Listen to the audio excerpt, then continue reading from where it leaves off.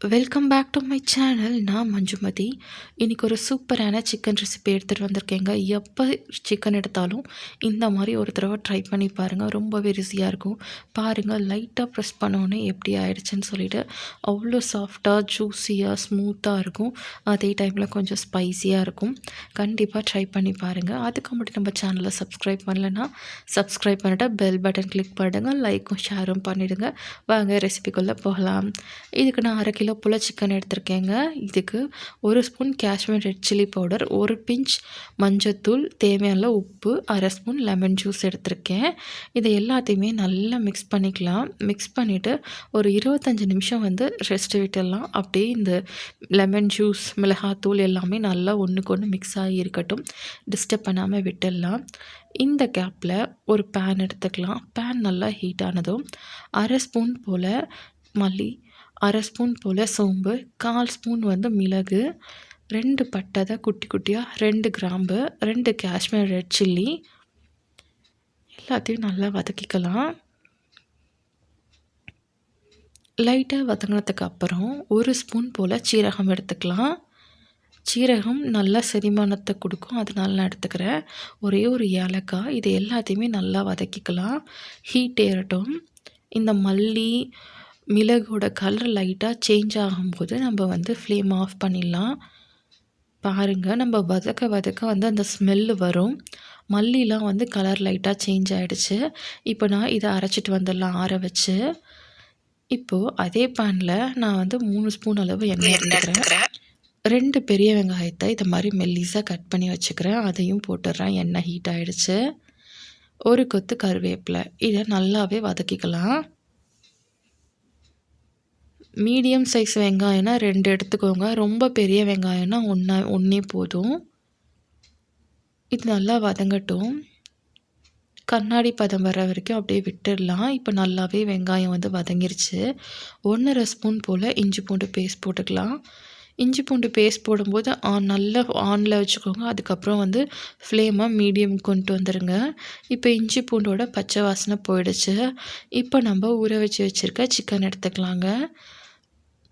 சிக்கனை இதில் வெங்காயத்தில் போட்டுடலாம்.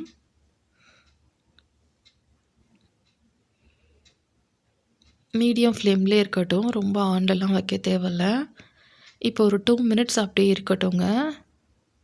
ரொம்ப லோ ஃப்ளேமில் வச்சிடாதீங்க. சிக்கன் வேகவே வேகாது. அந்த ஹீட் இருந்துக்கிட்டே இருக்கணும். இப்போ நான் திருப்பிட்டேன். இப்போ இன்னொரு 2 மினிட்ஸ் கழித்து இன்னொரு டைம் நம்ம திருப்பி போட்டுக்கலாம் சிக்கனை.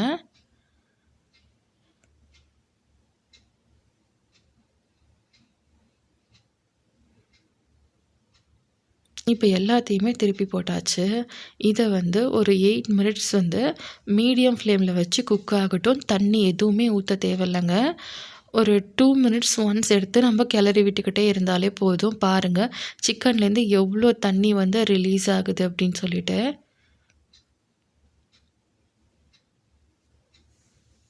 இப்போ நான் இந்த மாதிரி கிண்டி விட்டுட்டேன். கிட்டத்தட்ட ஒரு 7 மினிட்ஸ் போல் ஆயிடுச்சு.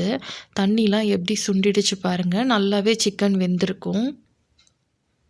இப்போ நான் பொடி பண்ணி வச்சுருக்கேன். அந்த நம்ம சோம்பு, மல்லிலாம் இருக்கு இல்லையா, அந்த பொடியை நல்லாவே நைஸாக அரைச்சி இந்த மாதிரி போட்டுக்கிறேன். போட்டுட்டு கிளறி விட்டிங்க அப்படின்னா இருக்கிற தண்ணி, எண்ணெய் எல்லாமே அப்சர்வ் ஆகிடும் இந்த பொடினால். நல்லா மீடியம் ஃப்ளேம் வச்சுக்கோங்க. இது போட்டோன்னே அப்படியே கம்ம கம்மன்னு இருக்குங்க வாசனையே.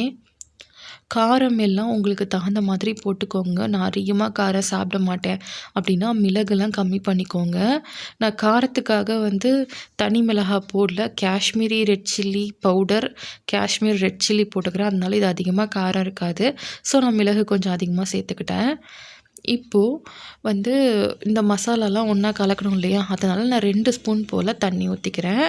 தேவையான உப்பு போட்டுக்கிறேன். நான் உப்பு கலக்கவே இல்லை. சிக்கன் ஊற வைக்கும்போது உப்பு போட்டது தான். இந்த பொடி போட்டதுக்கப்புறம் எப்படி டேஸ்ட்டு பொறுத்து நம்ம போட்டுக்கலான்ட்டு நான் போடலை. இப்போ தேவையான அளவு உப்பு போட்டுட்டேங்க. பாருங்கள், எல்லாம் ஒன்று சுரண்டு எப்படி வந்திருக்குன்னு சொல்லிட்டு. அந்த தண்ணிலாம் நல்லாவே மிக்ஸ் ஆகிடுச்சு, சுண்டிடுச்சு. பார்க்கவே சூப்பராக இருக்குல்ல. இப்போ இதில் முக்கியமான ஒரு விஷயம் ஆட் பண்ண போகிறாங்க. கண்டிப்பா இது ஆப்ஷனல்னு சொல்ல மாட்டேன். போட்டா டேஸ்ட்டு சூப்பரா இருக்கும். 1 ஸ்பூன் போல சோயா சாஸ், 1 ஸ்பூன் போல டொமேட்டோ சாஸ்ங்க. போட்டுட்டு நல்லாவே மிக்ஸ் பண்ணிக்கலாம். இது ஒரு டேஸ்ட் வந்து நல்லா சூப்பரா என்ஹான்ஸ் பண்ணி குடுக்கும். அவ்வளோதாங்க. நம்ப ஹோட்டல்ல சாப்பிடுவோம்ல, அதே மாதிரி டேஸ்ட்ல இருக்கும். நல்லா டொமேட்டோ சாஸ் போட்டதுனால நல்லா கொஞ்சம் அப்படியே புளிப்பா, நல்லா காரமா, டேஸ்ட்டா இருக்கும். கண்டிப்பா ட்ரை பண்ணி பார்த்துட்டு எப்படி இருக்குன்னு சொல்லுங்க. என்னோட சமையல் வந்து உங்களுக்கு பிடிச்சிருந்துச்சு அப்படின்னா, லைக் பண்ணி, கமெண்ட் பண்ணி, ஷேர் பண்ணிடுங்க. எப்படி இருக்குன்னு சொல்லுங்க. உங்க ஃப்ரெண்ட்ஸுக்கும் ஷேர் பண்ணுங்க. Tata, bye bye. Take care.